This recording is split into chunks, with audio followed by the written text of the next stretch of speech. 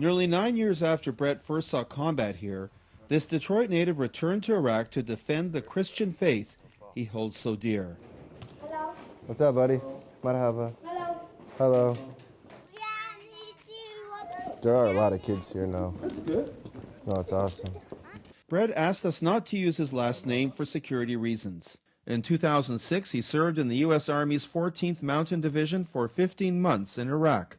Brett was wounded by a roadside bomb and is a veteran on disability. Why come back after all the time you served here and what you've seen? Isn't too much? I've seen enough combat to last me a lifetime. I'm trying to do this in humanitarian grounds, trying to help out, to bring the world view here, trying to help liberate cities, trying to help protect cities, and it's a different mission this time, it is. Perhaps his greatest goal is to protect Christianity in Iraq. Brett is a religious Catholic. Last August, the 28-year-old interrupted his studies and traveled to northern Iraq, where he joined the Assyrian Christian militia Divek Nausha, which means self-sacrifice in Aramaic. I miss you. It's a privately funded group numbering in the hundreds under the command of the Kurdish Peshmerga that is fighting ISIS in northern Iraq and eastern Syria. The U.S. military is providing support for the Peshmerga. There are several American, British, and Canadian Christian volunteers also serving, most with Iraqi battlefield experience. They receive no pay, but are provided with free room and board by the Assyrian Christian militia. To me, it means everything. I mean, I come from a country where most people take for granted their freedoms. They don't understand what persecution is. In this part of the world, to be able to live free and practice your faith without being killed, it's huge. We caught up with Brett in Alqosh, a Christian town just 30 miles from the ISIS stronghold in Iraq, Mosul. Alqosh was overrun last summer by ISIS fighters and then recaptured with the help of Kurdish and Christian militias this past August. Skirmishes with ISIS persist nearby. ISIS likes to pitch attacks. They're cowards. They like to do it in low visibility, low moonlight, rain, fog, stuff like that. I mean, we love America too much. America loves it. We love you guys. We love this house. And we love that she stayed with us. This house is like church. It is, honestly, like it is. Bassa Musaffar was the only Christian to stay and survive in Alqosh when ISIS took the town. She has transformed her house into a Christian shrine, memorializing the fallen. Just as St. George killed the serpent, the Christian militias are depicted crushing the ISIS snake. Do you think this is a religious war? I think it's become a religious war, yes, because the atrocities they're committing are based on their beliefs, and the fact that, you can push Christians back so far, but when we do pick up the sword, we fight back, and we're doing so for our faith. We're doing so for our beliefs. But for the moment, at least, life in Alqosh has returned to something like normal. What does this town mean for you? This town signifies a victory. I mean, at one point, this town was completely abandoned, except for one person, sometimes two. Yeah, go ahead. But now, I mean, the church bells ring again here.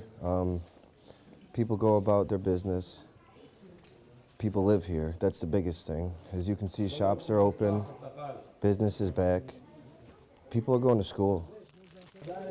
This signifies one of the few victories in Nineveh that we have right now. I mean, what's terrorism? Terrorism is a disruption of your daily life, and these people are resilient. They've been able to say, hey, look, we know you're in the area, but we're not going to let you destroy our lives. We'll stay here and we'll die for what we believe in, but we're going to continue to go on and operate our daily life, so it's a success. Assyrian Christianity has survived here for nearly 2,000 years, despite numerous attempts to destroy its followers. Established in Syria and Iraq, Assyrian Christianity predates the rise of Islam by at least 400 years. ISIS is the latest serious attempt to destroy Assyrian Christians in this region. ISIS calls Christians crusaders. How do you feel when they say you're a crusader?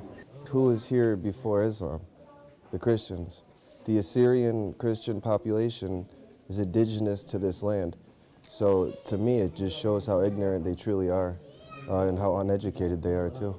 Dr. Yifat Monekendam is an expert on Assyrian Christianity, a lecturer at Hebrew University of Jerusalem. Syrian Christians have been here since Christianity started in the 2nd century or the 4th century, it doesn't matter, way before Islam and way before the Crusaders. The Crusaders arrived at the 11th century and remained here for 200 years approximately. The other Christian groups in the area were here before and remained even after the Crusaders left. Though Christians once again are worshiping freely in Alqosh, they remain under attack in much of Iraq and Syria and throughout parts of the Middle East. 21 Egyptian Coptic Christians recently were beheaded by ISIS fighters in Libya, and ISIS has made it a point to publicize its destruction of ancient and precious Christian artifacts in Iraq. Hundreds of Christians have been taken hostage, an untold number have been killed, and hundreds of thousands of others have been displaced. And yet the Christians we met insist they will never surrender to ISIS. We will overcome them. We will never leave. They're evil. They're murderers. They will not defeat us. We will defeat them. While the U.S. government has yet to issue a ruling about the legality of volunteering for these militias, Brett says the international community, including Christians in the United States, need to do much more to defend people he describes as their brothers and sisters in Christ, people now under attack here. What's the message that you're trying to take to the world? They need to open their ears. People are crying. They need to open their eyes. They need to help. We need funds. We need support. They don't just want to kick us out. They want to kill us, and they are killing us. Jesus said, before they hated you, they hated me. Before they persecute you, they persecuted me. And before they kill you, they've killed me. And it shows the resilience of the people here, and it sends a message to the whole world.